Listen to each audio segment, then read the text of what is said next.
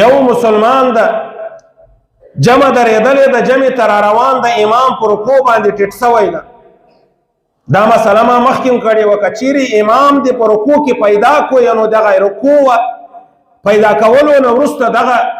رکعت د مقتدي ادا څه، او که چیرې یو سړی امام ته را روان ده، امام دلته په رکوع کې ده لیکن چې کله دی رکوع ته ټیټېده امام راجګ څه، دغه رکعت یې نه ده پیدا کړی، دغه رکعت به وروسته راګرځوي.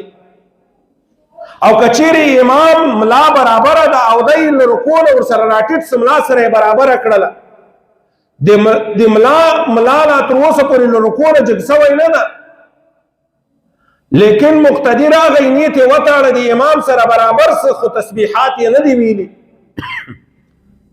دغه مقتدي دغه رکعت مندونکی به بلل کیږي، دغه رکعت یې پیدا که اوس که تسبیحات ویایي که نه ویایي.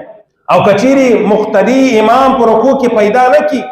مقتدي نیت تړي او امام اوچت څه، دغه رکعت یې نه که پیدا، دغه رکعت تیر څه، دغه رکعت به راګرځوي.